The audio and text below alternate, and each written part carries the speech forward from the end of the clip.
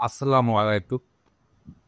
LB24 এর London studio থেকে আমি জুয়েল জামান সপ্তম বার্তা অনুষ্ঠানে আপনাদের সবাইকে জানাই শুভেচ্ছা এবং স্বাগত। আমরা পরিবেশ নিয়ে আলাপ করেছিলাম গত সপ্তাহে, প্রথম পর্ব দেখেছেন আপনারা। আজকে এই পরিবেশ নিয়ে আমাদের দ্বিতীয় পর্ব। আমরা সবাই জানেন আমাদের বাংলাদেশে আমরা তিলবার খাই, কিন্তু প্রতিদিন অজান্তে খেয়ে যাচ্ছি প্লাস্টিক। প্রতিদিন শুধু ঢাকা শহরে ফেলে দেয় 646 টন প্লাস্টিক, যা 70% চিরখাল থেকে যায় মাটিতে, নদীতে, শরীরে। ঢাকা শহরে কিংবা বড় বড় শহরগুলো বাংলাদেশে এগুলো আছে, ওগুলাতে শ্বাস নেওয়াটা এখন হয়ে গেছে বিলাসিতা। আমাদের এই অনুষ্ঠানে একটা প্রতিবেদন বানানো হয়েছে প্লাস্টিক নিয়ে। আমরা ওটা দেখার পর আমাদের অতিথির সাথে আপনাদের সবাইকে পরিচয় করে দিচ্ছি। চলুন আমরা প্রতিবেদনটা দেখে আসি। আমরা সবসময় শুনে এসেছি যে এনভায়রনমেন্টাল পারফরমেন্সে বাংলাদেশের অবস্থান হচ্ছে 180টি দেশের মধ্যে 179 না। এই 179 থেকে এই মানটাকে টেনে তোলা এটা একদিনের বা 3 মাসের বা 6 মাসের বিষয় না। এটা সরকারের সমস্ত মন্ত্রণালয় যখন একসাথে কাজ করবে তখনই এই প্রক্রিয়া। প্লাস্টিকের ব্যবহার পৃথিবীতে 3 ধরনের সংকটকে বাড়িয়ে দিয়েছে: জলবায়ুগত সংকট, প্রকৃতিগত সংকট, জীববৈচিত্র্যের ক্ষতি। প্লাস্টিক একটি উল্লেখযোগ্য আবিষ্কার হলেও এখন তা পরিবেশকে ধ্বংসের জন্য দায়ী। প্লাস্টিক পরিবেশকে বিভিন্নভাবে দূষিত করতে পারে। বাংলাদেশ একটি অনুন্নত দেশ হওয়ায় এ দেশে প্লাস্টিকের ব্যবহার প্রচুর। ফলস্বরূপ এই সকল প্লাস্টিক যেখানে সেখানে ফেলার কারণে এবং প্লাস্টিক বর্জ্য অব্যবস্থাপনার কারণে এগুলো জমা হয় বিভিন্ন জলাশয় অথবা চলে যায় নদীতে এবং সমুদ্রে, যার ফলে বিপর্যস্ত হয় সামুদ্রিক জীবন।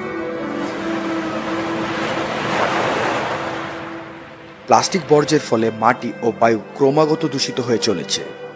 এতে থাকা ক্ষতিকর রাসায়নিক পদার্থের কারণে জীবনগত ও উদ্ভিদকুল উভয়ই ক্ষতিগ্রস্ত হয়ে চলেছে। এছাড়াও প্লাস্টিক বর্জ্য পুড়িয়ে ফেলার কারণে বিষাক্ত পদার্থ বাতাসে কার্বনের পরিমাণ বৃদ্ধি করছে। প্লাস্টিক বর্তমানে বাংলাদেশের পরিবেশের জন্য একটি হুমকি। সঠিক ব্যবস্থাপনা ও পরিকল্পনার মাধ্যমে এ ঝুঁকি রোধ করা যাবে বলে ধারণা করছে পরিবেশবিদরা। আপনারা প্রতিবেদনে দেখতে পাচ্ছেন প্লাস্টিক আমাদের দেশের এবং পৃথিবীর সরকারে কতটুকু ক্ষতির বিষয় হয়ে দাঁড়িয়ে আছে। আমাদের আজকের অতিথিতে 3 জন গেস্ট শুধু ঢাকা থেকে আমাদের সাথে জয়েন করেছে।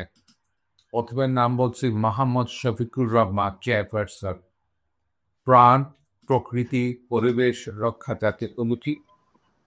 আমাদের সাথে জয়েন করতেছে মজিদা আহমেদ সীমা, সদস্য, প্রাণ, প্রকৃতি, পরিবেশ রক্ষা জাতীয় কমিটি, এবং আমাদের খুবই প্রিয়জন Mushfika Alam, chairman, department of political science, Tejgaon college.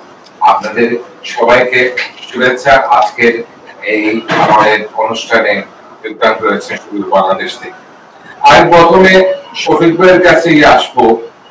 আমাদের বাংলাদেশে 2005 সালে জনপ্রতি প্লাস্টিক ব্যবহার ছিল শুধুমাত্র 3 কেজি।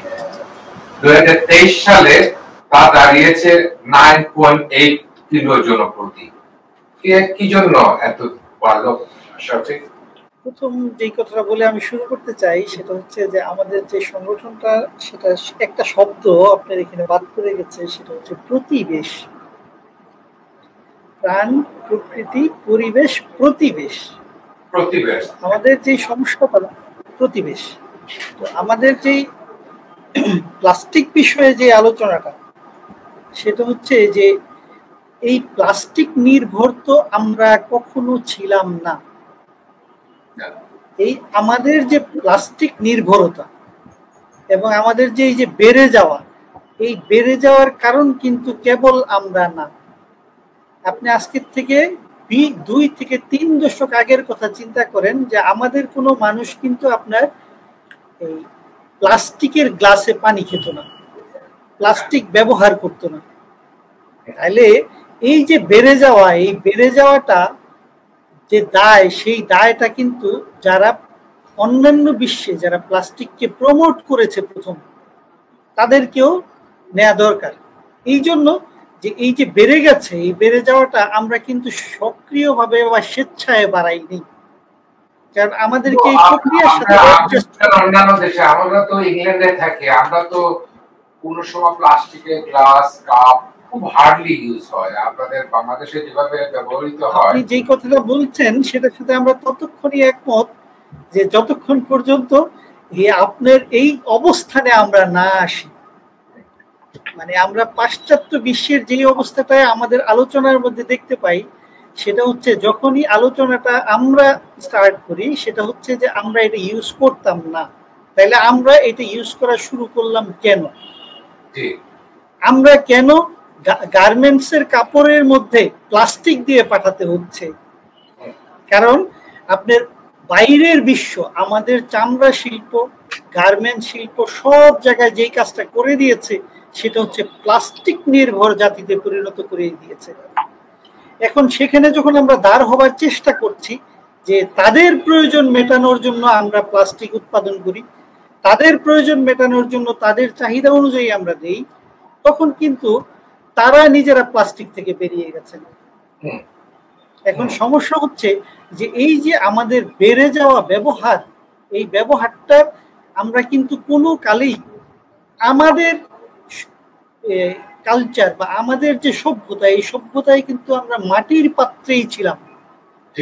আমরা পানির পাত্রই বলেন বা জলের পাত্রই বলেন, আমরা মাটিতে ছিলাম, আমরা মাটি দিয়ে সবকিছু তৈরি করতাম। এই যে প্লাস্টিক আমি কথাটা মিস করে ফেলেছি। হ্যাঁ, না, যখন আমরা মাটির যে প্লেট ব্যবহার করতাম, ওগুলো তো ভালো ছিল, ওগুলাই ভালো ছিল, পরিবেশ সম্মত ছিল এবং সেটা আমাদেরকে একটা জায়গায় দাঁড় করিয়েছিল। কিন্তু আপনি খেয়াল করবেন যে 80-র দশকের মাঝামাঝি এসে যখন কথিত শিল্প উন্নত দেশে আমরা উন্নীত হওয়ার চেষ্টা করছি, সেটার জন্য কিন্তু আমরা সারা পৃথিবীর একটা বড় অংশের জামা কাপড় বানানোর দায়িত্ব আমরা নিয়েছি, যেটাকে আমরা গার্মেন্ট শিল্প বলছি। আমরা সারা পৃথিবীর মানুষের জুতার শিল্প উন্নয়নের জন্য চেষ্টা করছি। আমরা সারা পৃথিবীর মানুষের দায় নিয়েছি। এই দায়টা যখন নাকি আমাদের কাজে ইফেক্টিভ হয়ে গেল, তখন আমরা দেখতে পাচ্ছি যে প্লাস্টিক নির্ভরতা, যেটা ওই বায়াররা অর্ডার করেন, সেই অর্ডারের সাথে আমাদেরকে একমত হতে হচ্ছে। আপনি যখন বাজারে যান শফিক সাহেব, আপনার বাজারটা কিভাবে নিয়ে আসেন বাসায়? আচ্ছা, এই বাজারের টেন্ডেন্সিও কিন্তু আমাদের এক সময় ছিল, সেটা হচ্ছে যে আমরা বাজারে কাপড়ের ব্যাগ ব্যবহার করতাম, আমরা রশির ব্যাগ ব্যবহার করতাম, আমাদের এখানে সিকা নামের একটা জিনিস ছিল।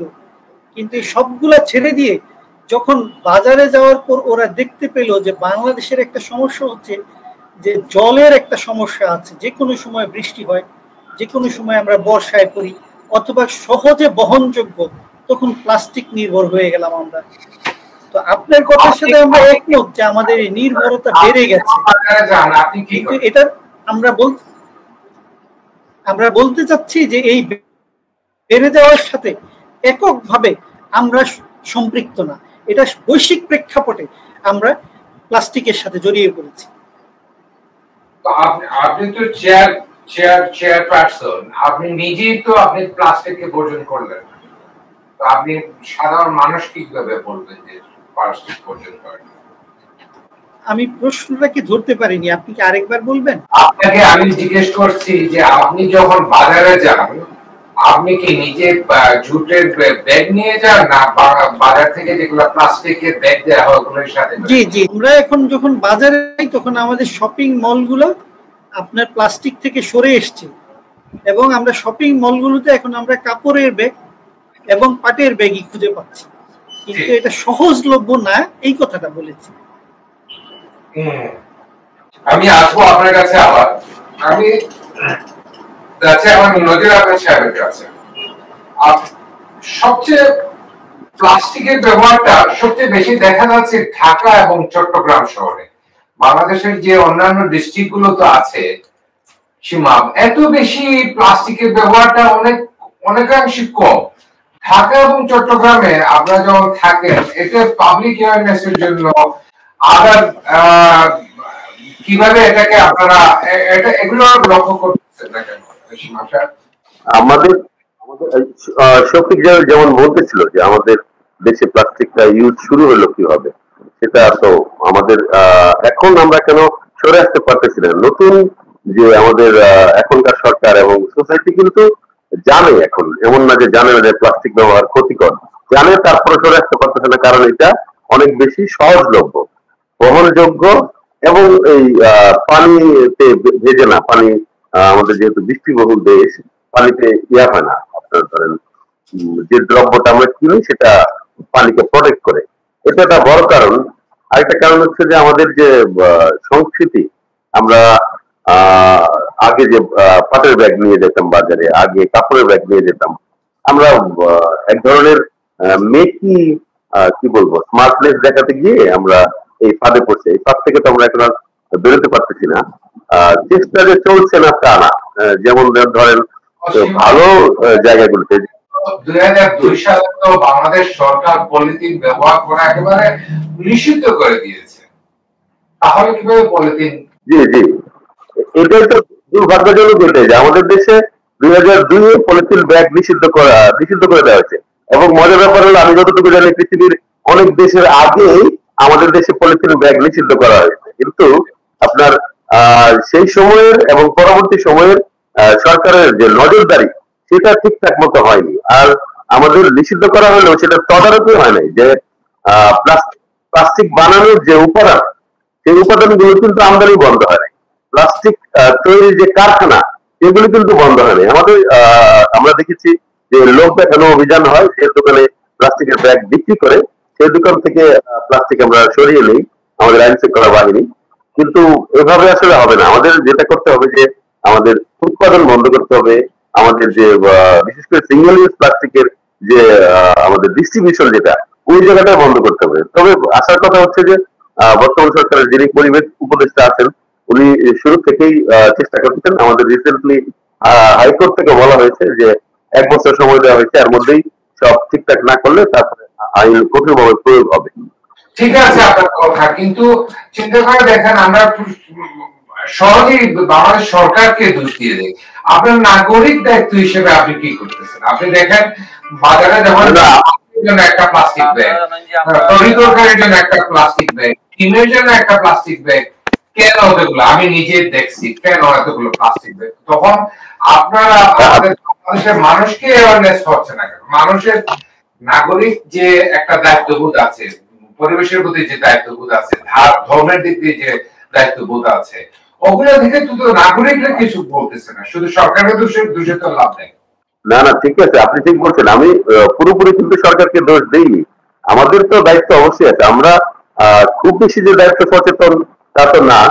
তবে আমি যেটা বলছি যে এখন চেষ্টা হচ্ছে, কিন্তু আপনি জানেন যে বাংলাদেশের মতো অধিক জনসংখ্যার দেশ এবং অপেক্ষাকৃত দুর্বল অর্থনীতির দেশ, যে আমরা প্লাস্টিকটা এত বেশি সস্তা করা হয়েছে। আমি জানি না অন্যান্য পণ্য এত সস্তা না, কিন্তু আমাদের দেশে প্লাস্টিক হচ্ছে সবচেয়ে সস্তা। আপনি যে কোনো জায়গায় কিনতে পারবেন, যে কোনো জায়গায় এটা ইউজ করতে পারবেন, এবং আপনাকে মানে নানাভাবে উৎসাহিত করা হয়। আমাদের মানুষজন সচেতন হচ্ছে, কিন্তু সেটা খুব কম, অনেক বেশি কম এই মাত্রাটা।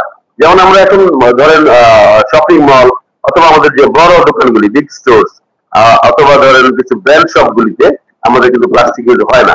এখন একদম কাঁচা বাজার যেটা, সেটা ঢাকা শহরে হোক, শহরে হোক, যদি যান শপিং মলে গিয়ে দেখবেন ওরা কাগজের ব্যাগ ব্যবহার করতেছে এবং খুবই ভালো, এবং ভালো লাগে। আমাদের বাংলাদেশের ব্লু কালারের ব্যাগ গুলো দেখতেও খারাপ, বিচ্ছিরি লাগে দেখতে, এবং আপনার ইয়ে হচ্ছে। তবুও আমি আপনার কাছে আবার আসবো, আমাদের আমাদের কাছে বসা আছে মুশফিকা আলম। উনি আমাদের সবার চেয়ে শিক্ষিত লেকচারার, ক্যামিলিয়া ম্যাডাম। 2000 মার্চে ঢাকা ছিল বিশ্বের সবচেয়ে বায়ু দূষিত শহর। আপনাকে কিছু বলার আগে আমরা আমাদের বায়ু দূষণটা, শব্দ দূষণটা, এগুলো নিয়ে ছোট্ট একটা প্রতিবেদন দেখে আসি, তারপর আপনার কাছে কোয়েশ্চনটাতে আসি। চলুন দর্শক, আমরা প্রতিবেদনটা দেখে আসি। মাটি, পানি, বায়ু, শব্দ ইত্যাদি দূষিত হওয়ার কারণে পরিবেশ দূষিত হয়। বাংলাদেশ পরিবেশ দূষণে ভুগছে অনেক বছর আগে থেকে। যানবাহন, কলকারখানা ও ইটের ভাটা থেকে নির্গত কালো ধোঁয়া বাতাসকে দূষিত করে। 2023 সালে আইকিউ এয়ারের তথ্য মতে বাংলাদেশ পৃথিবীর সবচেয়ে দূষিত বাতাসের মধ্যে অন্যতম। বিশ্ব স্বাস্থ্য সংস্থা বেঁধে দেওয়া মানের 15 গুণ বেশি পিএম পাওয়া গিয়েছে বাংলাদেশের বাতাসে। এছাড়াও কলকারখানার বজ্র প্রত্যক্ষভাবে ফেলার কারণে বাংলাদেশের পানি দূষিত হচ্ছে এবং তা বাংলাদেশকে মারাত্মকভাবে দূষিত করছে। পরিবেশ দূষণের আরও একটি অন্যতম কারণ হল শব্দ দূষণ, যা বাংলাদেশের একটি ক্রমবর্ধমান সমস্যা। দেশের বড় বড় শহরগুলিতে যানবাহনের অপ্রয়োজনীয় হাইড্রোলিক হর্ন ব্যবহার, নির্মাণ কাজে ব্যবহৃত যন্ত্রপাতি, বিবাহ, রাজনৈতিক সমাবেশ ও বিভিন্ন আচার অনুষ্ঠানে উচ্চস্বরে মাইক ও স্পিকার বাজানোর কারণে শব্দ দূষণের সৃষ্টি হয়ে থাকে। পরিশেষে বলা যায়, উন্নত দেশগুলোর তুলনায় বাংলাদেশের নাগরিকদের সচেতনতার অভাব এবং প্রশাসনের অবহেলা পরিবেশ দূষণের অন্যতম প্রধান কারণ। ম্যাডাম দেখলেন, শব্দ দূষণ বলেন, বায়ু দূষণ বলেন। বায়ু দূষণে বাংলাদেশে প্রায় 1,70,000 মানুষ মারা যায় শুধু বায়ু দূষণে। আপনি এই সম্বন্ধে কি বলবেন? বায়ু দূষণের জন্য ঢাকা শহর যদি আমি বলি, এখানে আমি একটু পেছন থেকে আসি। ওরা যে বিষয়গুলো নিয়ে একটু আগেও কথা বলছিলেন, প্লাস্টিক বা এই ধরনের পণ্যগুলো আমাদের কাছে খুব সহজলভ্য বা এই ধরনের বিষয়গুলো থেকে আমাদের কিন্তু প্লাস্টিকের বিকল্প হচ্ছে বেশ কিছু ব্যাগ হচ্ছে পলিথিন বের করার চেষ্টা করা হয়েছে, যেটা পাট দিয়ে বা ভুট্টা গুঁড়া দিয়ে এই ধরনের কিছু পলিথিনের ব্যবহারটা শুরু হয়েছে। কিন্তু সেইটা খুব একটা সাশ্রয়ী বা ওই পরিমাণে মূল্য না থাকায় আমাদের সাধারণ মানুষের কাছে সেই বিষয়টা আসলে খুব একটা গ্রহণযোগ্যতা পায়নি। ঠিক আছে। আর সেকেন্ড কথাটা হচ্ছে যে সবকিছুই আসলে একই সাথে আমাদের চক্রাকারে ঘূর্ণায়মান। প্রথম কথা হচ্ছে যে আমাদের জনসংখ্যা কিন্তু মাত্রাতিরিক্ত, আর আমাদের যে বায়ু দূষণ বলেন বা যে বিষয়গুলো আমরা বলি যে ক্ষতিকর যে কতগুলো প্রভাব, যে বৈশ্বিক তাপমাত্রা বেড়ে যাওয়া বা আমাদের কলকারখানা, এখন আমাদের দেশটা হচ্ছে মূলত পৃথিবীর মধ্যে যেই 50টা ক্ষতিগ্রস্ত দেশ তার মধ্যে কিন্তু বাংলাদেশ অন্যতম। এবং এর পেছনে আমাদের যে পরিমাণের কার্বন নিঃসরণের ব্যাপারটা আছে সেটা কিন্তু আমাদের প্রতিবেশী দেশগুলো থেকে আসছে। এটা শুধুই বাংলাদেশের কলকারখানা বা বাংলাদেশের ইটের ভাটা এগুলোর জন্য শুধুমাত্র দায়ী না। হ্যাঁ, যেটা বলছে কামিলা ম্যাডাম, পরিষদ বলছে বাংলাদেশের ঢাকা শহরের বায়ু দূষণের মূলত 58% কারণ হলো রাস্তার ধুলো এবং কনস্ট্রাকশন ওয়ার্ক। 18% হলো ট্রান্সপোর্ট, ওই যে বাস টাস যেগুলো, আর 10% হলো ইন্ডাস্ট্রি থেকে ধোঁয়া যেগুলো আসে। তো 58% কামিলা ম্যাডাম শুধু রাস্তার ধুলো আর কনস্ট্রাকশন কাজে। জি, সেটা আমরাও ফিল করছি যে আমাদের এখানে যে পরিমাণের যেটা বলবো যে ধুলাজনিত হচ্ছে যে পরিমাণের বায়ুর মধ্যে যে বিষয়গুলো পাওয়া যায় বা সিসা, মিথেন যে পরিমাণে পাওয়া যায় সেটা আসলে অন্যান্য জায়গায় নেই। এর অন্যতম কারণ হচ্ছে আমাদের এখানে গাছপালা খুব কম লাগানো হচ্ছে। একটা দেশে জনসংখ্যার অনুপাত 25% গাছপালা থাকতে হয়, কিন্তু আমাদের ঢাকা শহরে আমরা বিগত সরকারের আমল থেকে দেখেছি আমাদের বিভিন্ন পার্ক বা অন্যান্য জায়গাগুলোকে সরিয়ে ফেলে সেখানে মাল্টি স্টোরি বিল্ডিং তৈরি করার অনুমতি দেওয়া হচ্ছে। তারপর মার্কেট প্লেস গুলো তৈরি করা হচ্ছে, ফলে এত বেশি বিল্ডিং আর এত বেশি স্থাপনা তৈরি হচ্ছে এখানে, যে যার জন্য এখানে বায়ুতে দূষণের পরিমাণটাও কিন্তু আমাদের বেড়ে গেছে। এটা কি কোনো কন্ট্রোল নিচ্ছে না?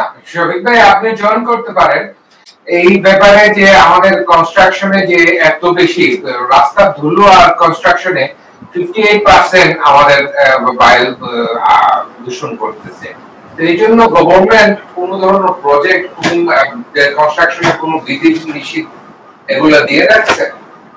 আমার মনে হয় যে গভর্নমেন্ট যে বিধি নিষেধ নেবে এই অবস্থায় গভর্নমেন্ট আসে কিনা, কারণ এটা খুবই গুরুত্বপূর্ণ বিষয় যে আমাদের তৃতীয় বিশ্বের একটা এমন দেশ, যে দেশে প্রতি বর্গ কিলোমিটারে আপনার 1400 প্রায় লোক বাস করে, যেটা জার্মানিতে 3 থেকে 5 জন লোক বা 10 জন লোক বাস করে।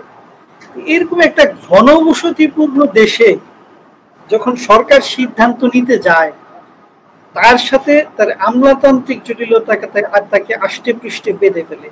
তার পাশে যে মানুষগুলো আছে তারাও সেইভাবে তাদেরকে বেঁধে ফেলে। তো এই প্রেক্ষিতে যে জিনিসটা বোঝার, সেটা হচ্ছে কি যে আপনার বায়ু দূষণ, তারপর হচ্ছে মাটি দূষণ, পানি দূষণ, এগুলাকে কি ফরম্যাটে একটা এত জনবহুল দেশে সমৃদ্ধ করা যায় অথবা ফরম্যাটে আনা যায়, আগে সেই চিন্তাটা মনে হয় করা প্রয়োজন।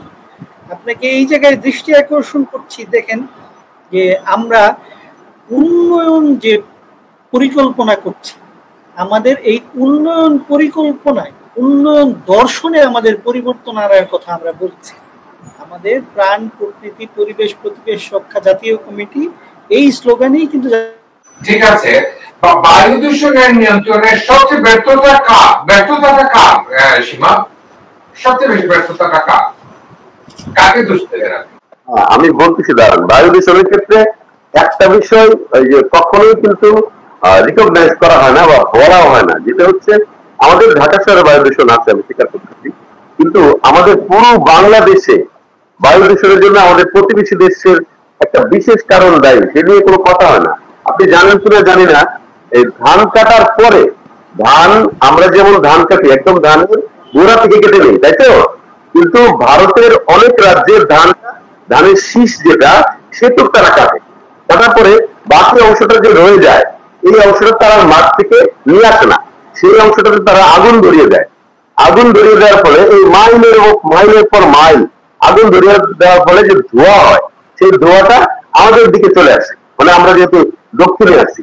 এইটা কিন্তু টোটাল আপনার এই সাবকন্টিনেন্টের বায়ু দূষণের একটা বড় কারণ। কিন্তু যেহেতু ভারত শক্তিশালী রাষ্ট্র এবং তাদের যেহেতু প্রপাগান্ডা এত বেশি সমৃদ্ধ, সে কারণে এই বিষয়টা আমি কখনোই কোনো ইন্টারন্যাশনাল কোনো বিষয়ে আলোচনা দেখি না। কোনো জায়গায় আপনি যদি গুগলে সার্চ করেন, কোনো সময় এটা আসবে না। আপনি যদি কোনো রাষ্ট্রীয় বা কোনো আন্তর্জাতিক কোনো ম্যাগাজিন দেখেন, সেখানেও এটা আসে না। এটা একদমই আলোচনার বাইরে থেকে যায়। আমি অনুরোধ করবো আপনার মাধ্যমে সবাইকে যে এই বিষয়টাতে একটু জোর দেওয়া দরকার, এই বিষয়টা খুবই জরুরি। আর হ্যাঁ, আমাদের তো বায়ু দূষণের নানা কারণ আছে, আমাদের অপরিকল্পিত উন্নয়ন, আমাদের অবকাঠামোগুলি এত বাজেভাবে তৈরি হয়, এই নদীতে, পার্কে, আমাদের যে ওয়াটার বডি আছে সেগুলো নষ্ট করে করা হয়েছে। সেই জন্য আমরা সবাই দায়ী, এই দায় শুধু এককভাবে কেউ না। আমাদের যারা উন্নয়ন পরিকল্পনা করে তাদের দর্শনের ক্ষেত্রেও সমস্যা আছে। আমাদের দেশে উন্নয়ন বলতে কি বোঝায়? আমাদের দেশে উন্নয়ন বলতে বোঝায় বিল্ডিং বানাও, ব্রিজ বানাও, মানে সেগুলো আছে। কিন্তু আসলে আমাদের যে প্রকৃতি এবং পরিবেশের সঙ্গে সমন্বয় করে যে আমাদের বেঁচে থাকতে হবে, নাহলে যে আমরা এই জীববৈচিত্র্য, এই পরিবেশ যদি রক্ষা না পাই, আমরা যে বাঁচবো না, এই বিষয়টাই আমরা অনেকেই মানে হয়তো বুঝি কিন্তু উপলব্ধি করি না, আবার কার্যক্ষেত্রে এটা অ্যাপ্লাই করি না। তো সেই জন্য আমাদের সবাইকে এগিয়ে আসতে হবে। আসলে বিষয়টা আমি এইভাবে দেখি। আপনি বিল্ডিং কনস্ট্রাকশন সম্বন্ধে কথা আসছে, আপনি দেখেন দেশের ৩৫০০টা ইট ভাটা 70% আইন মানে না, এবং আপনি জানেন ইট ভাটাগুলো আপনার বন্ধ করে দেওয়া হচ্ছে, পুরো নিষিদ্ধ করা হয়েছে জ্বালানির ব্যাপারে, কিন্তু তবুও এগুলা কার্যকরী হচ্ছে না। এই না সেই না, আমাদের নিজেদের মধ্যেই তো দোষ। আপনি চিন্তা করেন, আপনাকে সীমা ভাই, আপনি যে বাইরে গিয়ে কোকাকোলা খান, বুঝছেন, কোকাকোলাটার আপনার যে স্ট্রটা, এটা আপনি কোনটা ইউজ করেন? আমি কোকাকোলা খুব কম খাই, আর খাইলেও স্ট্র ইউজই করি না। ম্যাডাম, আপনি স্ট্র কোনটা ইউজ করেন? স্ট্র তো প্লাস্টিকের ইউজ করি সবসময়, যেটা দেখা যায়, মানে যেটা কমন আসলে। আপনাকে না বলতে পারছি না, আপনি নিজে থেকে যদি আপনি প্লাস্টিক বর্জন না করেন, আপনি আরেকজন কিভাবে আপনি বলবেন যে প্লাস্টিক বর্জন?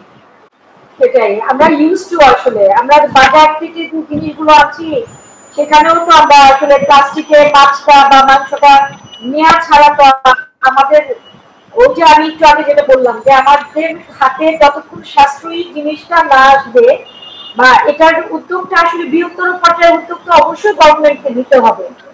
আর ততক্ষণ পর্যন্ত তো আমরা মানে আমাদের এই সহজলভ্যতার জায়গাগুলো ছাড়বো না। আমাদের কিন্তু 2002 সালে যখন নিষিদ্ধ হয়েছিল, তারপর কিন্তু আমাদের প্লাস্টিকটার ব্যাপারে বেশ কড়াকড়ি সিস্টেমগুলো কিছু কয়েক বছর চালু ছিল। সেই সময় একদমই প্লাস্টিক পাওয়া যেত না, দোকানগুলোতে পাওয়া যেত না। আবার বিগত আমি বোধহয় 5 বছর ধরে বা 3-4 বছর ধরে আবার দেখছি যে প্লাস্টিকটা বাড়া শুরু হয়েছে। আমাদের চলে আসে আমাদের নিজস্ব কনসিয়াসের উপর, বুঝছেন? আমার নিজস্ব কনসিয়াসে যদি আমি প্লাস্টিক ব্যবহার না করি, সরকার দিতেও তো হবে না, চাইলেও। আপনি চিন্তা করেন আরেকটা ব্যাপার, আপনাকে আপনাকে কোয়েশ্চেন করতেছি, পরিবেশ রক্ষার নামে যে গভর্নমেন্টের যে বরাদ্দ হয়, তার প্রথম সেটা খুবই কম। দেখেন, আমাদের এটা প্রথম থেকেই বিগত সরকারের আমল থেকে বর্তমান পর্যন্ত বলার কথা যে আমাদের যে সেক্টরে আমাদের, আর যেমন বিগত 16 বছরে আমাদের ইকোনমিক্যালি ডেভেলপমেন্ট যতটুকু হয়েছে, আমরা বলছি যে আমরা সামাজিকভাবে সেই পরিমাণে অ্যাডভান্স হইনি। এটা কিন্তু আমি গত আরেকটা প্রোগ্রামে কিন্তু আমি বলেছিলাম যে আমরা কিন্তু সোশ্যালি হচ্ছে একই সাথে যে একটা পরিবেশ বান্ধব অথবা একটা নারী বান্ধব সোসাইটি বা সমাজ বা ভ্যালু, এই জিনিসগুলো আসলে আমাদের একই সাথে তৈরি হতে হবে। এখন ইকোনমিক্যালি ডেভেলপমেন্টটা করতে গিয়ে আমাদের দেখা গেছে ওই সমস্ত সেক্টরে, মানে ইন্ডাস্ট্রিয়ালাইজেশনের দিকে গভর্নমেন্ট যে পরিমাণে টাকা বা যে পরিমাণে বিষয়গুলো বাজেটগুলো বরাদ্দ আছে, সেই পরিমাণে কিন্তু শিক্ষা বা অন্যান্য খাতগুলোতে সেই পরিমাণের নাই। সেটা পরিবেশ হোক, শিক্ষার খাত হোক বা সামাজিক উন্নয়নের জায়গাগুলো হোক, সেরকমই। এই যে প্রাণ পরিবেশ প্রতিবেশ কমিটিতে শফিক সীমা বলতে পারবে, একজন ম্যাডাম ছিলেন, যেটা গত সরকারের আমলে তার ছেলের পার্ক রক্ষার জন্য, যে সেখানে একটা কি যেন রেস্টুরেন্ট হবে বা কোনো কিছু, সেটা পুলিশ দিয়ে ঘেরাও করছে। সেই বাচ্চাটা ওই মাঠটাকে তারা খেলার জন্যই ব্যবহার করবে বলে তারা আন্দোলন করতে গিয়ে পুলিশ হচ্ছে সেই বাচ্চাকে তুলে নিয়ে গেছে। বাচ্চার কথা শুনে তার মা এসে সে বাচ্চাকে ছিনায় নিয়ে মা বাচ্চা দুজনকে অ্যারেস্ট করে রাখা হয়েছিল। যেটা গত সরকার যখন এই জিনিসটা অনেক বেশি হচ্ছে ভাইরাল হওয়া শুরু হলো ফেসবুকে, সাথে সাথেই হচ্ছে সেই জায়গাটাকে পার্ক হিসেবেই বরাদ্দ দিয়ে তার পরবর্তীতে রাখা হয়েছে।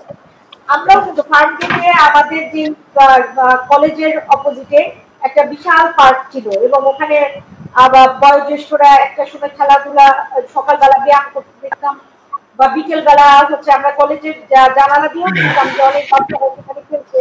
সেই জায়গাটাকেও কিন্তু নেওয়া হচ্ছে, এবং বিগত যে আমাদের উত্তরের মেয়র, উনিও কিন্তু আমাদের ফেভারে এসে এটাকে পার্ক রাখার পক্ষপাতী ছিল। কিন্তু কোনো না কোনো ভাবে আমি জানি না যে সরকারের কোনো একটা মাধ্যমকে হচ্ছে এমন কোন গ্রুপ কনফারেন্স করেছে যে সেটাকে আর পার্ক হিসেবে আর জায়গাটাকে ধরে রাখা সম্ভব হয়নি। আমাদের বাংলাদেশে আসলে এই জিনিসগুলো শুধুমাত্র ব্যক্তি উদ্যোগে আসলে কিছুই হবে না। আমাদের, আমি যদি বলি, আমি শফিক ভাইকে জিজ্ঞেস করছি, শফিক ভাই আপনারা জানেন ইউনিসেফ এর মতে ঢাকার শিশুদের 75% of the child in Bangladesh আর খুবই স্বাস্থ্য ঝুঁকিতে আছে। আপনি এজ চেয়ারপারসন কি পদক্ষেপ নিচ্ছেন? হ্যাঁ, আমি আমি এটা না, আমি যে আমি একটু ক্যাবিনেটের সঙ্গে যোগ করতে চাই। ওইটা ছিল পেট্রোল তোলা মাত্র একটা আন্দোলন, ঠিক আছে? ক্যাবিনেট যেটা বললো গত সরকারের সময় আসলে আমাদের বিষয়টা যদি রাজনৈতিক হয়ে যাচ্ছে তবু বলি, গত সরকারের সময় ক্যাবিনেট একদম ঠিক বলছে আমাদের উন্নয়নটা ছিল শুধু লোক দেখানো এবং কনস্ট্রাকশন ভিত্তিক। এই জন্য আমাদের একটা অনেক বড় ক্ষতি হয়ে গেছে। আর এখনো আপনি দেখেন ক্যাবিনেটদের যে কলেজ, একটা বড় কলেজ, তেজগা কলেজ, কলেজে প্রায় 30,000-এর মতো স্টুডেন্ট, তার সামনে একটা বিশাল মানে একটা পার্কের মতো একটা জায়গা ছিল, খোলা জায়গা ছিল। সেখানে আপনার অবকাঠামো নির্মাণ হলো কি মেট্রো রেল স্টেশন, এটা কিন্তু অন্যভাবে করা যেত, সেটা করে নাই। এবং আপনি দেখেন আমাদের কারওয়ান বাজারে একদম ওখানে ছোট্ট একটু জায়গাতে কিছু গাছপালা ছিল যেটাকে পাঞ্চকুঞ্জ নামে পরিচিত, সেটাও ধ্বংস করার জন্য নানা রকম মানে অবকাঠামো নির্মাণ করতেই হবে। ওই জায়গায় করতেছিল সরকার। আমরা আমাদের বন্ধুরা, আমাদের সহযোদ্ধারা এটা প্রায় অনেকদিন যাবত আমরা এটা বাধা দেওয়ার চেষ্টা করতেছি, আমরা জানি না কতটুকু পারবো। এখনো সেই আন্দোলন চলছে। আপনি অবাক হবেন যে ঢাকা শহরে গত এই 100 বছর ধরে বা 80 বছর ধরে অসংখ্য পুকুর, আমাদের অসংখ্য দিঘি সবগুলি কিন্তু দখল হয়েছে। আপনি যদি বলেন যে আমি কি করছি, আমরা অনেকভাবে চেষ্টা করি। আসলে কিছু কিছু জায়গায় সরকারের সাথে পারা যায় না। সরকার যদি জনগণের এবং দেশের প্রতি প্রাণ এবং প্রকৃতির প্রতি যদি খেয়াল না রাখে, মানুষের পক্ষে কঠিন। আপনি যদি দেখেন ঢাকা শহরে এবং ঢাকা শহরের বাইরে নানা জায়গায় যখন গাছ কাটা হয়, এখন কিন্তু মানুষ প্রতিবাদ করে রুখে দাঁড়ায়, ঠিক আছে? কিন্তু গত বিশেষ করে 15-16 বছরে সরকার এদিকে কোন রকম নজর দেয় নাই, শুধু আয় আসত। আর আপনি যেটা বললেন যে আমাদের দেশের শিশুদের স্বাস্থ্য ঝুঁকি, শিশুদের তো অবশ্যই সবচেয়ে বেশি ঝুঁকিতে আছে। শিশু, বৃদ্ধ, এমনকি আমরা যুবক, আমরা সবাই কিন্তু নানাভাবেই স্বাস্থ্য ঝুঁকিতে আছে, এটা অস্বীকার করার সুযোগ নাই।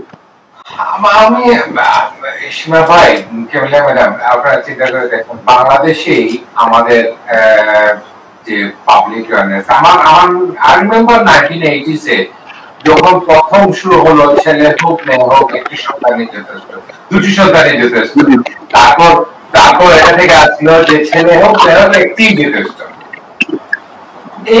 এই যে স্লোগান গুলো, এগুলো তো কাজে আসছে। একেবারে অশিক্ষিত থেকে মা বোন থেকে আরম্ভ করে শিক্ষিত পর্যন্ত বুঝছেন, বাংলাদেশে এটা কাজে আসছে। কিন্তু প্লাস্টিক ব্যবহারের ব্যাপারে বাংলাদেশের মানুষদের যে অ্যাওয়ারনেসটা, মানুষদের যে আমার যে পরিবেশের জন্য যে আমার যে ডিউটিটা, ওগুলো আসতেছে না। আমি আমার দেখেন, আমি অনেক সময় ফ্রাইডে নামাজে যাই, গিয়ে দেখি জুতা খোলার সাথে সাথে প্লাস্টিক ব্যাগ দিচ্ছে। সো আমি বললাম যে আমরা আসছি এখানে নামাজ পড়তে, আইসা পরিবেশকে আরো আমরা খারাপ করতেছি। এই যে ব্যাপারগুলো চেঞ্জ হচ্ছে, মহিলাদের ব্যাপারে চেঞ্জ হয়েছে, আমাদের ইয়ের ব্যাপারে হচ্ছে না কেন, পরিবেশের ব্যাপারে হচ্ছে না। জান ভাই, দুইটা জিনিস আসলে কি জানেন, আপনার প্রায়োরিটিটা খুব বেশি ইম্পর্টেন্ট, ঠিক আছে? আমরা আমাদের আগের প্রায়োরিটি যেরকম ছিল, এখনকার প্রায়োরিটিটা বদলাইছে। আমার ধারণা সময় লাগবে, কিন্তু এটা বদলাবে, নিশ্চিতভাবে বদলাবে। আমাদের আসলে এত জনবহুল দেশ, আর হচ্ছে আপনার এই প্লাস্টিকটা এত সহজলভ্য করা হয়েছে। আপনি দেখেন, আপনার মনে আছে কিনা জানি না, যদি আপনি 10 বছর বা 15 বছর আগে প্লাস্টিক যখন ব্যান হলো, তখন কিন্তু এই যে শপিং ব্যাগের হাতল যেটা প্লাস্টিকের ব্যাগ, ওইটা কিন্তু স্ট্রিক্টলি প্রহিবিটেড হলো। তারপরে সময় এগুলা বন্ধ করা হলো। তারপরে আপনি দেখেন, আমি কেন দোষ দিই, নানান কর্তৃপক্ষের দোষ দিই এই জন্য, আপনি কিন্তু এখন বাজারে ওই শপিং ব্যাগ কম পাবেন। আপনি এখন এই মুদি দোকান এবং বাজারে যা দেখবেন কি হাতল নাই এরকম ব্যাগ। তার মানে কি এই আইনের মধ্যে কিছু পাক থেকে যায়। সেই পাকগুলো আমাদের যারা দুষ্ট মানে লোভী ব্যবসায়ী, তারা এই পাকগুলোর সুযোগ নেয়। এখন আপনাকে একটা আলু, পটল, মূলা দিচ্ছে, কিন্তু একটা পলিথিনের একটা প্যাকেটের মধ্যে, ওটা হাতল নাই। ওই হাতল আছে এরকম জিনিসগুলো প্রথম দিকে অনেক বেশি শক্ত করে ধরা হয়েছে। তবে আমি আপনাকে নিশ্চিত করতে চাই, আশ্বস্ত করতে চাই, আমাদের এখনকার যে জেনারেশন এবং এখনকার যে সরকার এবং আশেপাশে যারা কাজ করতেছে, তারা কঠিনভাবে কাজ করতেছে এবং আমার ধারণা খুব দ্রুত এটা ভালোর দিকে যাবে। তবে আমি আবারও বলতেছি যে আমাদের যেহেতু অন্য বিষয়ে প্রায়োরিটিতে আমাদের অনেক বেশি। আমরা এখনো পরিবেশকে আমাদের প্রায়োরিটি জায়গায় নিয়ে যেতে পারিনি। আমাদের এডুকেশন সিস্টেম, আমাদের মানে জীবন আচারের মধ্যে আমাদের যে প্রকৃতিকে, আমাদের পরিবেশকে ঠিকঠাক মতো এখনো আমরা আনতে পারিনি। এটা আমাদের শিক্ষা ব্যবস্থা বলেন, আমাদের সমাজ ব্যবস্থার একটা পিছিয়ে পড়ার একটা, আগের থেকে আমরা কিছু কিছু জায়গায় পিছিয়ে গেছি, তার একটা নমুনা বলতে পারি। তবুও আমি বলবো সীমা ভাই, সতীর্থ ভাই আছেন, যে আমাদের শিক্ষিত মহল যারা আছেন ওরা আরো আরো ইনিশিয়েটিভ নেয়া, যে বাংলাদেশের পরিবেশ অ্যাওয়ারনেসটা, পাবলিক অ্যাওয়ারনেসটা, যেটা এগুলো কতটুকু আমাদের ক্ষতি করে, কতটুকু আমাদের আপনি চিন্তা করে দেখেন, বাংলাদেশেরই মানুষ তো এখন বাসায়, প্রতি বাসায় ছাদের মধ্যে আপনার গাছ লাগাইতেছে, সবজি হচ্ছে। আপনি কি মনে করেন আরো how to increase our awareness for the public in Bangladesh about it? আমি তো শুরুতে যেই কথাটা বলেছি সেটার উপরই আমি স্থির আছি। সেটা হচ্ছে যে আমরা দারিদ্র্যের দুষ্ট চক্রের মতো এক অদ্ভুত দুষ্ট চক্রের মধ্যে আবদ্ধ হয়ে গেছি। মানে এটা একটা আমাদের যে ভূখণ্ড, এই ভূখণ্ডটা আপনার, আমি মাঝে মধ্যে বলি যে সেটা হচ্ছে যে আশার সমাধিতে দাঁড়িয়ে আমরা প্রত্যাশা করছি। না, আমি বালাম গাছের ওই কাহিনীটা একটু বলার জন্য বলছি। আমরা মানে এত অস্বাভাবিক জায়গায় এসে দাঁড়িয়েছি যে আপনার বাংলাদেশের নদী দূষণকারী 2 লক্ষ প্লাস। আমরা গেল সপ্তাহে মন্ত্রণালয়ে যোগাযোগ করেছিলাম, শীতললক্ষা এবং ব্রহ্মপুত্রের মাঝখানে যে একটা চর আছে মোহনা, এই মোহনাটা দখল করে রেখেছে বাংলাদেশের এক শিল্প গ্রুপ। এই শিল্প গ্রুপই দখল করে থাকুক, সরকার তাদের ব্যাপারে, বাংলাদেশের 53 বছরের সরকার ব্যর্থ হয়েছে তাদের বিরুদ্ধে অবস্থান নিতে।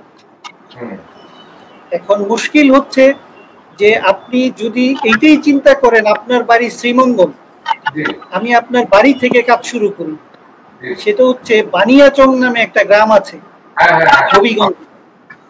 এই হবিগঞ্জের বানিয়াচংয়ে একটা নদী আছে, নাম হচ্ছে সুটকি নদী। 1972 সালে এক ভদ্রলোক এই নদীটার ব্যাপারে মামলা করেন যে নদীটা তার দাদার, এবং সেই মামলা 1973 সালে রায় হয় 128 দিনের ব্যবধানে। সেই রায়ে আপনার নদীটা ওই ব্যক্তি মালিকের কাছে দিয়ে দেওয়া হয়। এটা কি ভাবা যায়? একটা নদী একজন মালিকের হয়ে গেল আদালতের রায়ে। তাহলে তখনকার যে সরকার ছিল, তাদের যে জজ ছিল, সেই সময় যে ডিসি ছিল, এদেরকে আমরা কোন চক্রে আবদ্ধ করব?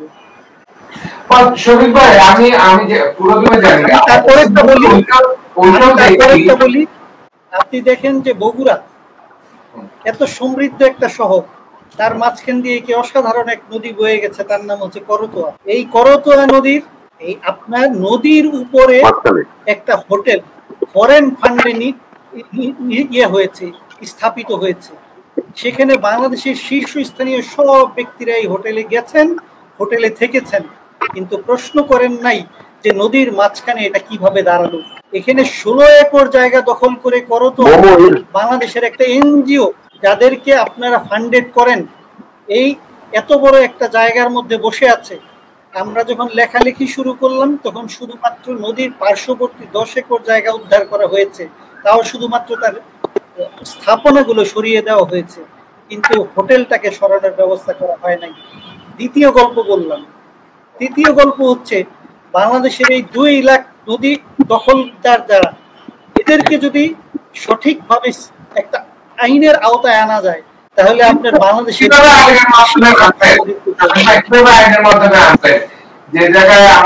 আইনের মাধ্যমে আনার যে প্রক্রিয়া, সেই প্রক্রিয়াটাই সরকারকে খুঁজে বের করতে হবে। সরকার নিলামে দিচ্ছে, বলতেছে অপশন করে দিচ্ছে। আমরা এটা বলছি, আমরা বলছি যে আমাদের উন্নয়ন দর্শনে পরিবর্তন দরকার। আমরা এত বড় এই পদ্মা সেতু বানিয়েছি, পদ্মা সেতুর কারণে আমার কয়েক লক্ষ লোক উদ্বাস্তু হয়ে গিয়েছে, কিন্তু এই উদ্বাস্তু লোকগুলা কোথায় থাকবে? তাদেরকে যেই সরকার ক্ষতিপূরণ দিয়েছে, সেই ক্ষতিপূরণের মাত্রা এত কম বা এত বেশি, বা যেটা ওরা পায়নি, কোনো এক দুষ্ট চক্র সেই টাকা নিয়ে গিয়েছে। একটা লোক একটা টাকা পেয়েছে, যে পরিমাণটা হচ্ছে 10 লাখ টাকা, সে সেটা তার মেয়ের বিয়েতে খরচ করেছে, সে সেটা তার আপনার কিস্তি, এনজিওর কিস্তি পরিশোধ করেছে। আচ্ছা, এই লোকটা থাকার অবস্থানটা কোথায় দাঁড়াইলো? সে কিন্তু ভাসমান হয়ে ঢাকায় ঢুকে গেল, যেখানে এইভাবে অস্বাভাবিক উন্নয়ন শরণার্থী সৃষ্টি হচ্ছে। সেই জায়গায় আপনি পরিবেশ উন্নয়নের যেই কথাগুলো, প্লাস্টিকের বলেন, শব্দের বলেন, বায়ুর বলেন, মাটির বলেন, সব প্রশ্নগুলা এই জায়গায় এসে থেমে গেছে যে আসলে এই ভূখণ্ডের এই 56,000 বর্গ মাইলের এই ঘনবসতিপূর্ণ একটা দেশে এটার উন্নয়ন পরিকল্পনা কিভাবে হবে? যারা মনে করছেন যে এই উন্নয়ন পরিকল্পনা বাইরের আবহাওয়ায় ভেসে আসবে, যারা মনে করেন যে এই চিন্তা ভাবনা বাইরের থেকে এইখানে সেট করা হবে বা এই হল্যান্ডের ভাবনাটা এইখানে সেট করা হবে, তারা একবারও ভাবেন না যে হল্যান্ডের লোক তো আমাদের লোকদের মতো এত কম না, এত বেশি না। তাইলে আমাদের এইখান থেকে উন্নয়ন যারা চিন্তা করবেন, পরিকল্পনা যারা করবেন, এই পরিকল্পনাকারী তো এইখান থেকে বেরিয়ে আসতে হবে। নাইলে যেই অচ্ছেদ্য চক্রের মধ্যে আমরা আবদ্ধ হয়ে গিয়েছি, এই চক্র থেকে মুক্তির সম্ভাবনা, আমি ঠিক যেইভাবে বলি যে আশার সমাধিতে দাঁড়িয়ে আপনার প্রত্যাশা, এটা কেবলই দুরাশা মাত্র। দেশের ইট পাটাগুলোর আপনার পুরো ইয়েতেই সিস্টেমটাই চেঞ্জ করে ফেলছে সরকার, যে এখন যেবার আমরা ইটের ইয়েটা গুলো আর হবে না। তবুও তো আমি আমার অঞ্চলে দেখতেছি প্রত্যেকটা কিছু জায়গা পর ইটের বাটা আছে। সরকার ফেইলিয়ার হয়ে যাচ্ছে।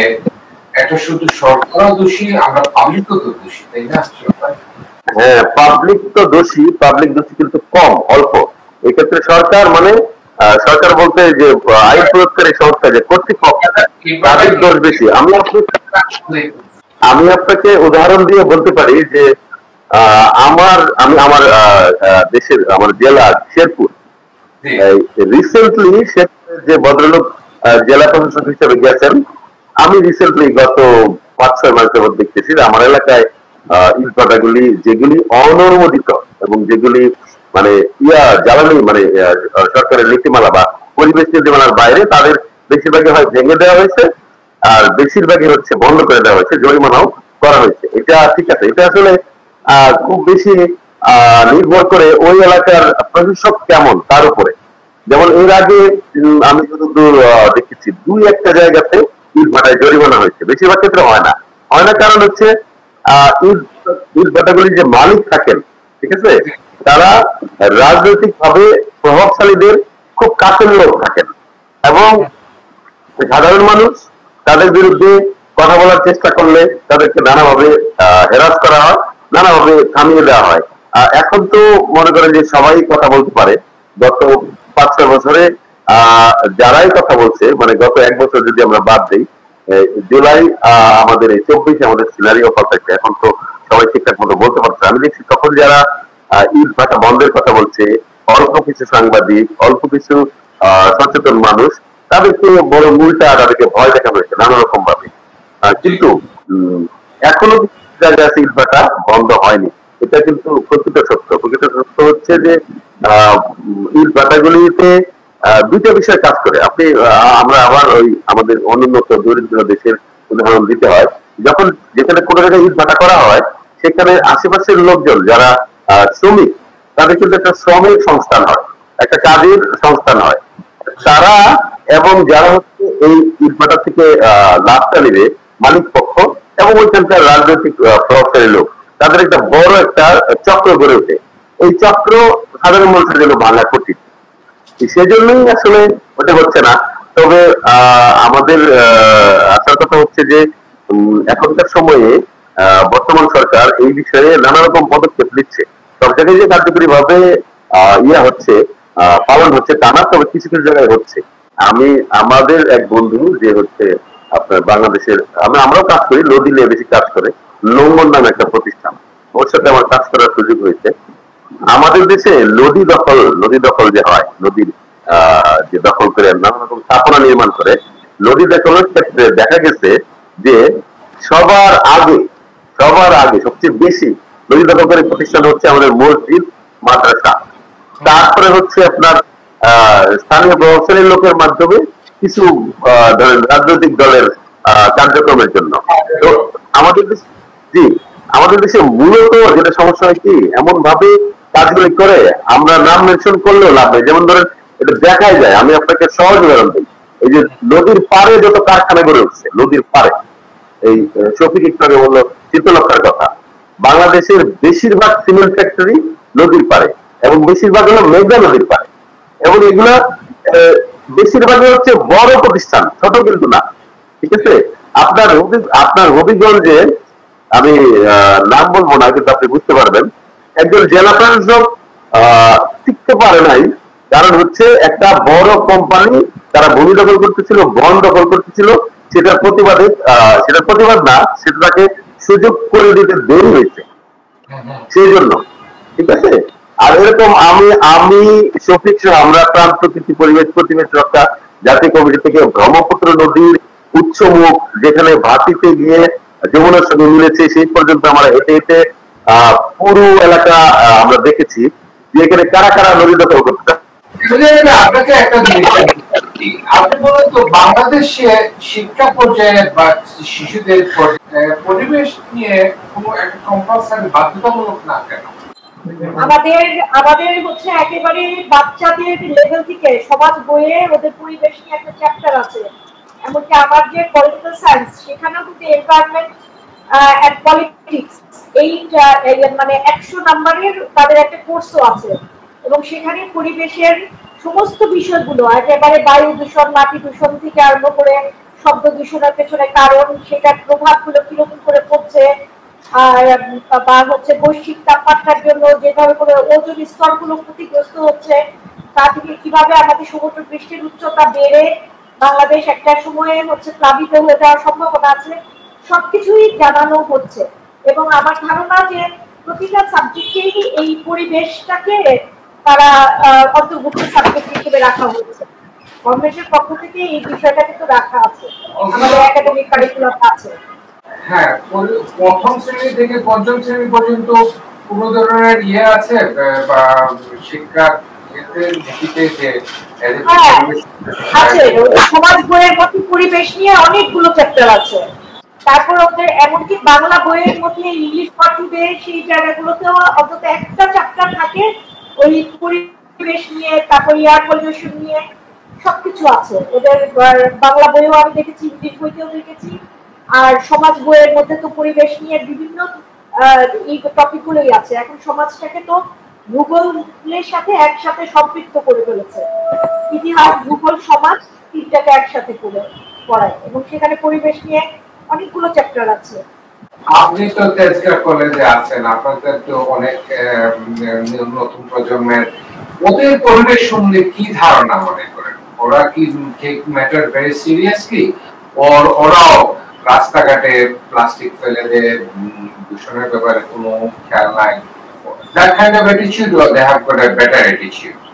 দেখেন, সেটা হচ্ছে যে আমি ক্লাসরুম থেকে যদি ছোট্ট একটা উদাহরণ দিয়ে শুরু করি, যে আমি ক্লাসরুম থেকে যখন বের হই স্টুডেন্টদের দিয়ে হচ্ছে লাইটটা অফ করাই।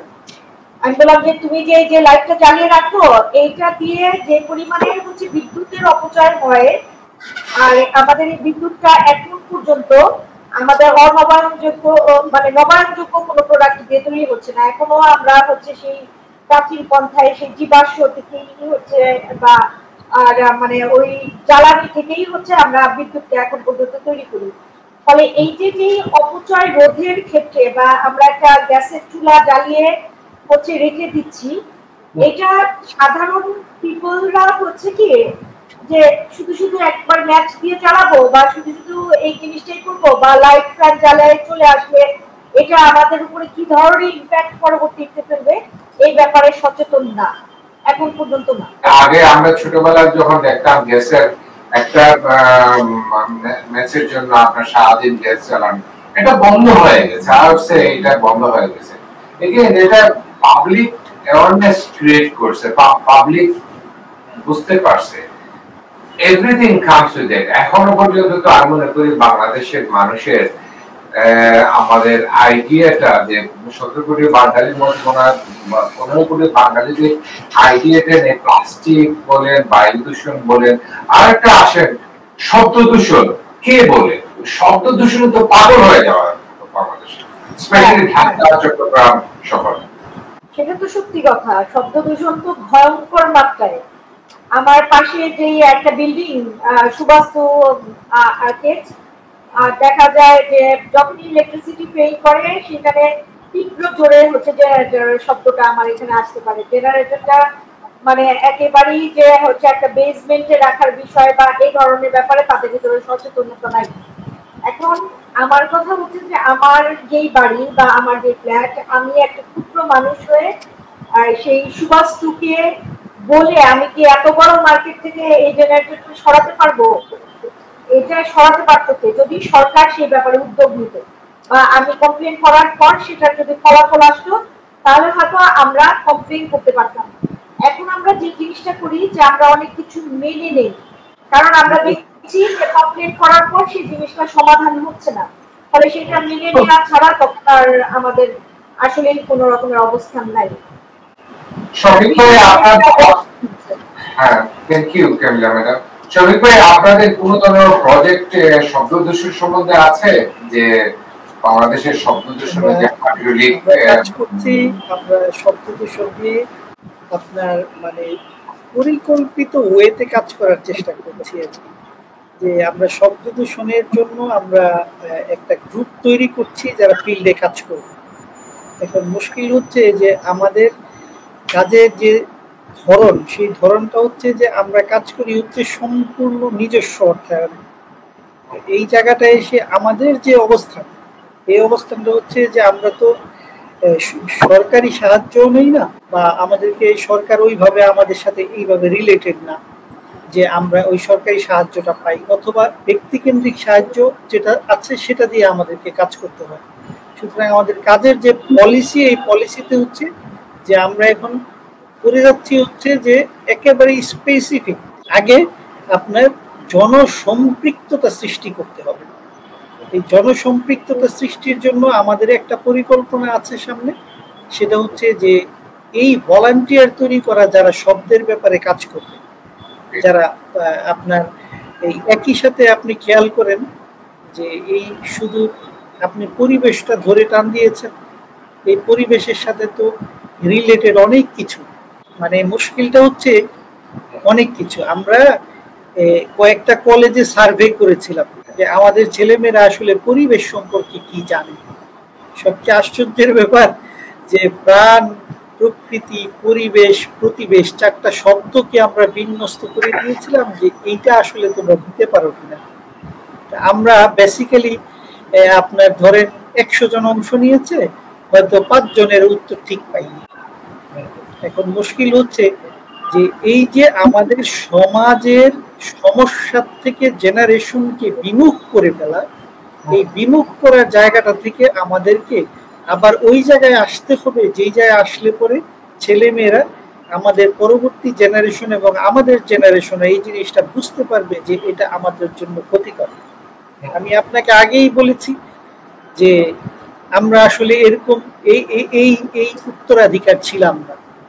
আমাদের প্রাণ, প্রকৃতি, পরিবেশ, প্রতিবেশ এটা একটা সময় এমনই ছিল যে এটা মানুষের জন্য আলোচনার বিষয় হতো, এবং আমরা সেটা দেখেছি যে এখনো যদি আপনার ওই যেই নদীটার কথা বললাম, সুটকি নদী, এই নদীর কাছে আমি যাই, আমার কাছে মনে হয় এখনো জীবন আছে, কারণ ছবির মতোই সুন্দর নদীটা।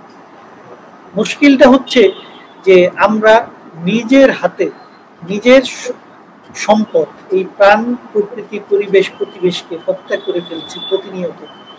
এই যে সমন্বিত ভাবে আত্মহত্যার একটা টেন্ডেন্সি একটা জাতির, এবং এটা করার জন্য যে নেতৃবৃন্দের যে আপনার অনেক বেশি আকুলতা যে আসুন আমরা সবাই মিলে আত্মহত্যা করি, এই যে একটা কাজ, এই কাজটার থেকে ফিরে আসতে হলে অবশ্যই ওই যে আপনি যে কথাটা বললেন জন সচেতনতা সৃষ্টি করতে হবে এবং জনসম্পৃক্ততা সৃষ্টি করতে হবে। সচেতনতা হচ্ছে ও ব্যক্তির জন্য, আর সম্পৃক্ততা হচ্ছে সমাজের জন্য। সমাজ যদি ঠিক না হয় তাহলে রাষ্ট্র ঠিক হবে না, রাষ্ট্র ঠিক না হলে তো আমরা যে চিন্তাগুলা করছি এই চিন্তাগুলা অর্থহীন থেকেই যাবে।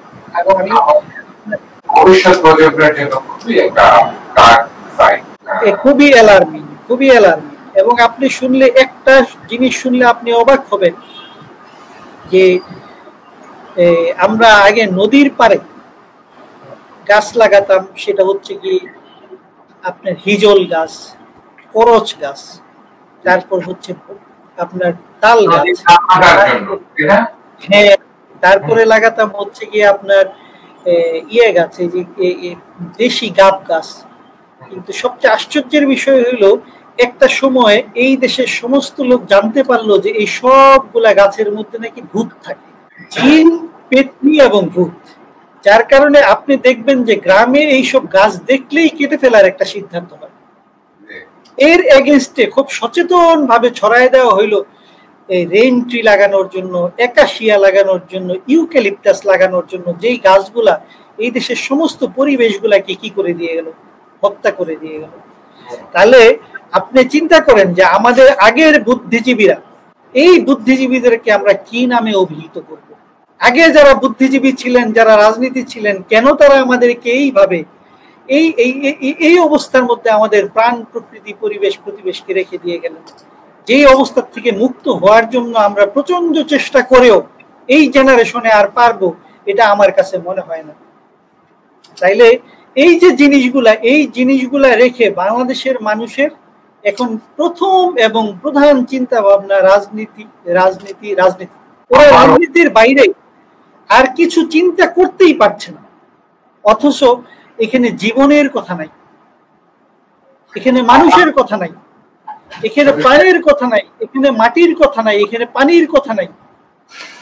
বাংলাদেশের মতো একটা নদীমাতৃক দেশে আপনার টাকা দিয়ে কিনে পানি খেতে হয়। তো এই যে অবস্থা আমাদের, এই অবস্থা যারা সৃষ্টি করলো তাদেরকে আমরা কি নামে চিহ্নিত করব? আপনি আমাদের এই সীমা বা আমাদের ক্যামেলিয়াকে একটু বিব্রত করার চেষ্টা করেছেন, সেটা আমার কাছে মনে হয়েছে। সেটা হচ্ছে আপনি বলেছেন যে আমরা কেন মানুষকে নামে চিহ্নিত করি না, কতজনকে চিহ্নিত করব, কাকে চিহ্নিত করব?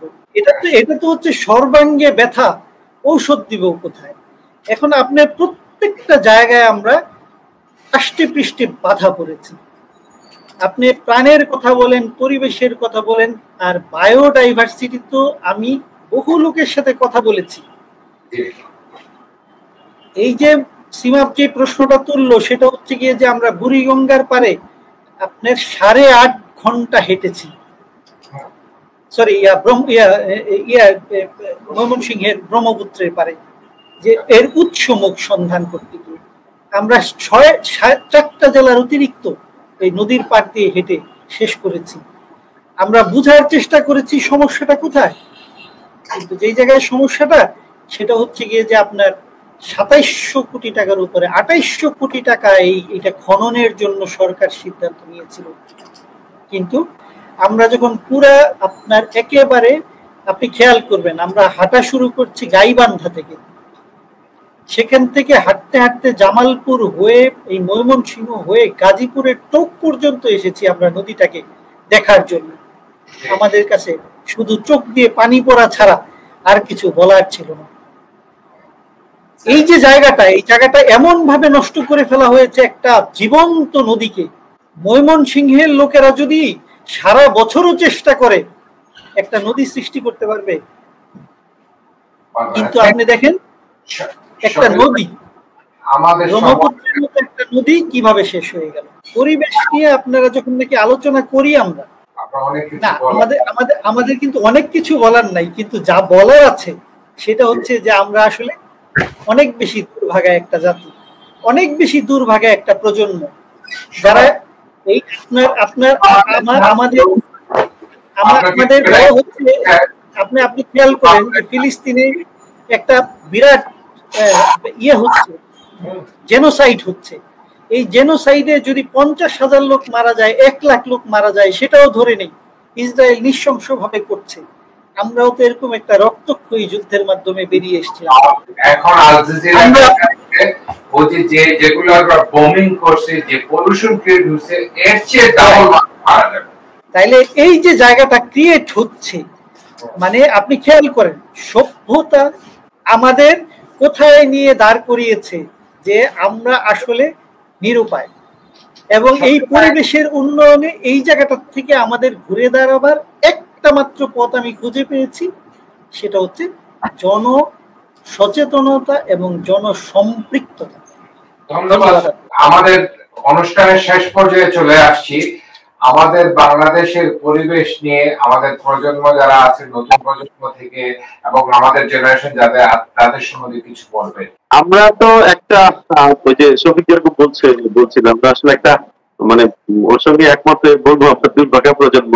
আমরা চেষ্টা করতেছি আমরা পরের প্রজন্মকে ভালো পরিবেশে রাখার জন্য, এবং পরের প্রজন্মের একটা বড় অংশ বেশ সচেতন। আপনি ক্যামেলিয়াকে যেরকম প্রশ্ন করছিলেন, আমরা দেখেছি আমাদের পরের প্রজন্মের একটা মানে বেশ একটা ভালো অংশ পরিবেশ সম্পর্কে সচেতন।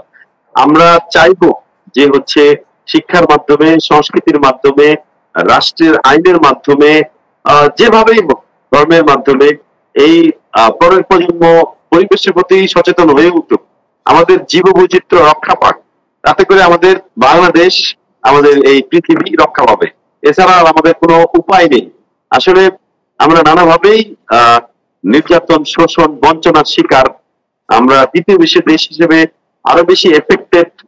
আমরা অনেক সময় আমাদের এই বাংলাদেশের, আমাদের এই সাবকন্টিনেন্টের অনেক বড় ইতিহাস, আন্দোলনের ইতিহাস, সংগ্রামের ইতিহাস আমরা জানি, আমরা পাল্টে দিতে পারবো।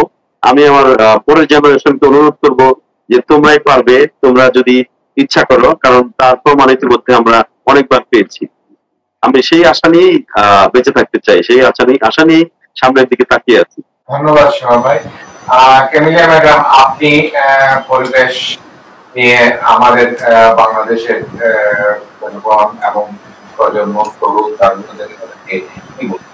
আমার শেষ কথা হচ্ছে যে আমাদের অবকাঠামোকে মাথায় রেখে হচ্ছে আমাদের শিক্ষার বিভিন্ন দিকগুলো দরকার। কারণ দেখা যাচ্ছে যে আমরা হয়তো পাহাড়ে দেখছি ফানুসুরাতে, এসে আমরা এখানে টিএসসি থেকেই 30% ফানুস শুরু করলাম, আর পুরোটাই ইলেকট্রিসিটি দিয়ে ভরে দিয়ে আগুন ধরে গেল, তাই না?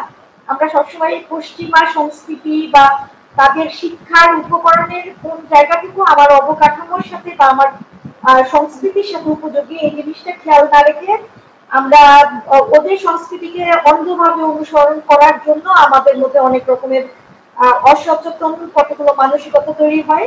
তবে আগের তুলনায় আমাদের বর্তমান প্রজন্ম কিছু কিছু ক্ষেত্রে আমি দেখেছি অনেক বেশি আর মানে যেটা বলবো যে পরিবেশ সচেতন হচ্ছে। আগে যেমন একটা মানে ইসের মধ্যে একটা সাপ দেখলেও তাকে মেরে ফেলতো, এখন কিন্তু তার ভেতরে অন্য সচেতনতা হচ্ছে। সে হয়তো বন বিভাগকে বা কাউকে খবর দেওয়ার চেষ্টা করছে যে সাপটাকে সুস্থভাবে নিয়ে বনেই ছেড়ে দেওয়া হোক। এরকম কতগুলো বিষয়গুলো এখন মানসিকতার মধ্যে আসছে।